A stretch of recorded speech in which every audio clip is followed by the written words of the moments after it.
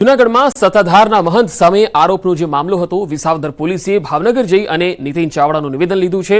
પોતાના સગા ભાઈ મહંત વિજય બાપુ પર તેમણે ગંભીર આક્ષેપો લગાવ્યા હતા। પોલીસે અરજીના આધારે હવે વધુ તપાસ શરૂ કરી દીધી છે। पुलिस को 4 और 7 नवंबर को 2 अर्जियां प्राप्त हुई थी, जिसमें सत्ताधार गादीपति महंत के खिलाफ नितिन भाई चावड़ा द्वारा कुछ आरोप लगाए गए थे। पुलिस ने अर्जी को संज्ञान में लिया। लगाए गए आरोपों की बारीकी एवं निष्पक्षता से जांच अभी जारी है। यदि जांच के दौरान किसी भी प्रकार के कॉग्निजेबल ऑफेंस के घटित होने की पुष्टि होती है तो रेलिवेंट सेक्शंस में पुलिस द्वारा उचित कार्रवाई की जाएगी। શિક્ષણ મંત્રીના આકરા તેવર। શિક્ષણ મંત્રી કુબેર ડિંડોરનું નિવેદન। કૌભાંડમાં સંડોવાયેલા શિક્ષકો સામે થશે કાર્યવાહી। 4 શિક્ષકોને નોટિસ પાઠવી છે। કૌભાંડ અંગે શિક્ષણ વિભાગનો હકીકતલક્ષી રિપોર્ટ બાકી।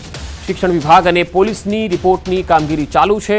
રિપોર્ટ આવ્યા પછી વધુ કાર્યવાહી કરાશે। કુબેર ડિંડોરે વધુમાં કહ્યું છે કે જે કોઈ શિક્ષકોની સંડોવણી સામે આવશે તેમની સામે કાયદાકીય પરિભાષામાં કાર્યવાહી થશે જ। શિક્ષણ વિભાગ આવા શિક્ષકોને છાવરવાનું કામ નથી કરતું। દોષિત જણાય તેમને ઘર ભેગા કરીશું।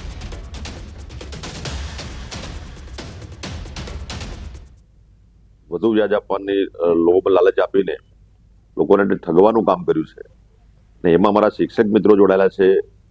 એમાં 4-5 ની અમે વેરીફાઈ કર્યું છે, પણ બીજા કેટલાક હશે એ હકીકતલક્ષી રિપોર્ટ પૂરો મેળવીને આવનારા સમયમાં નિયમ અનુસાર કાયદેસરની કાર્યવાહી કરીને જે કંઈ કરવાનું થાય કાયદાની પરિભાષામાં તમામ અમે કરીશું।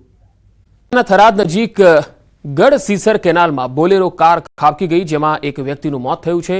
યુવકે કારના સ્ટીયરિંગ પરનો કાબુ ગુમાવી બેસતા કાર કેનાલમાં ખાબકી ગઈ। જો કે કાર સાથે કેનાલમાં ડૂબેલા યુવકે બચવા માટે બૂમો તો પાડી, પરંતુ આસપાસ કોઈ હાજર ન હતું, જેથી યુવકનું મોત થયું। જો કે કેનાલમાં બોલેરો તરતી હોવાનું ધ્યાનમાં આવતા જ સ્થાનિકોએ ઘટનાની જાણકારી મળતા થરાદ ફાયર વિભાગને સૂચના આપી। ફાયર વિભાગે બોલેરો કાર બહાર કાઢી તો બોલેરોમાંથી નારોલી ગામના યુવકનો મૃતદેહ મળી આવ્યો। આ ઘટનાને પગલે લોકોના ટોળેટોળા એકત્ર થયા। મૃતદેહને મૃતકના પરિવારને સોંપાયો છે। પરિવારમાં યુવકના મોતને લઈ માતમ છવાઈ ગયો છે। ભોજન ખાતા પહેલા ચેક કરી લેજો। વલસાડમાં હોટલમાં ખીચડીમાંથી વંદો નીકળ્યો છે। ગ્રાહકે વિડીયો પણ વાયરલ કર્યો।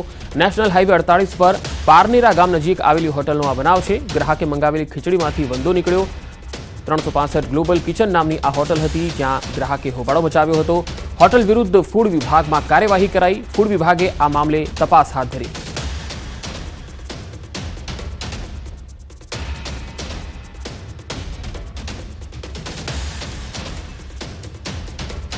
તો ફૂડ વિભાગને ફરિયાદ બાદ હવે તપાસ થઈ છે। ગ્રાહકે જે ખીચડી મંગાવી હતી એ ખીચડીમાંથી વંદો નીકળ્યો હતો। બહારનું ભોજન જે લોકો ખાવાના શોખીન છે એ લોકોએ ખરેખર ભોજન ખાતા પહેલા ખૂબ જ ધ્યાન રાખવું, ચેક કરી લેવું। ઠંડી કે આખે આખો ધોધ જામી ગયો। ધોધ આખો બરફ થઈ ગયો। જમ્મુ કાશ્મીરના ગુલમર્ગની તળેટીમાં આવેલા દુરંગ ખાતેનો ધોધ 0 થી નીચે તાપમાન વચ્ચે સંપૂર્ણપણે થીજી ગયો। આ ઠંડા ધોધને જોવા માટે મોટી સંખ્યામાં પ્રવાસીઓ અહીં આવી રહ્યા છે। આ પ્રવાસીઓનું કહેવું છે કે તેઓ આ સુંદર નજારાને તેમના જીવનમાં એક નવો અનુભવ માને છે અને તેઓ આવો નજારો પહેલી વખત જોઈ રહ્યા છે।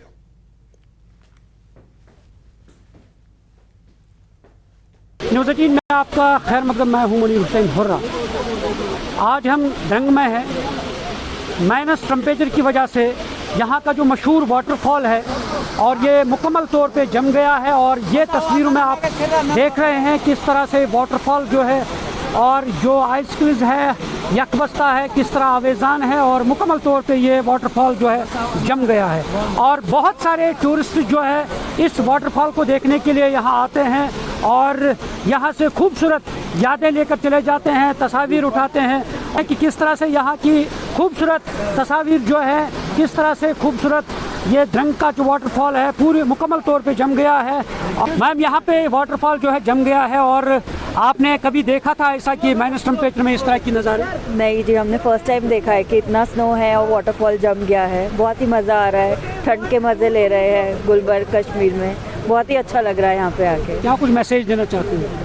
सब टूरिस्ट को आना चाहिए। इंडिया की रेयर ब्यूटी है, heaven on earth, rightly said, that is there in Kashmir. So everyone I request that please come to Kashmir and make India tourism proud that we also have such a nice place in India. India में जब इतना कोहिनूर का हीरा जैसी जगह है, ये सबको आना चाहिए। लोग स्विट्जरलैंड जाते हैं, कोई बाकू जा रहा है, कोई कहीं जा रहा है। जब इतने ही जन्नती जैसी जगह अपने हिंदुस्तान में है, हिंदुस्तान का ताज है, सबको आना चाहिए यहाँ पे।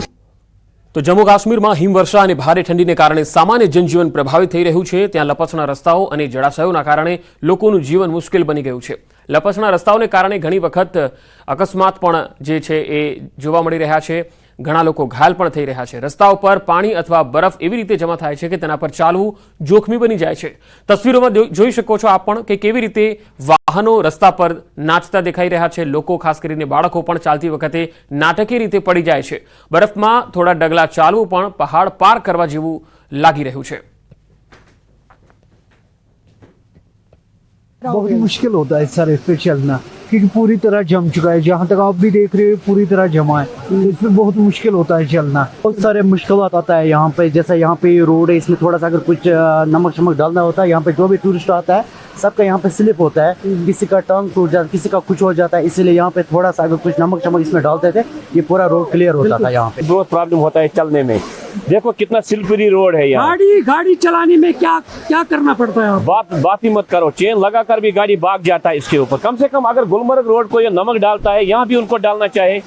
अगर कोई नीचे गिर जाएगा उसका हड्डी खत्म हो जाएगी यहाँ पर। बहुत थोड़ा मुश्किल तो है, स्पेशली माता जी को थोड़ा तो एज हो गया है ना। बहुत मुश्किल। आप पायलगांव से आए, उधर भी यही हाल है। एक दूसरे का हाथ पकड़कर सहारा बनना पड़ता है। वही बर्फबारी होती है तो हम एक एडवाइजरी इशू करते हैं जिसमें हम ये एंटी स्किड चेन्स गाड़ियों पे बांधना लाजमी करार देते हैं, जो इफेक्टिवली मॉनिटर होता है पुलिस से, जम्मू कश्मीर पुलिस से और ट्रैफिक पुलिस से। हम यहाँ पे जो हमारे 2 एरियाज़ हैं, एक है गुलमर्ग और दूसरा द्रंग है, हम ये इंश्योर करते हैं कि किसी भी गाड़ी को एंटी स्किड चेन के बगैर वहाँ जाने नहीं दिया जाता है।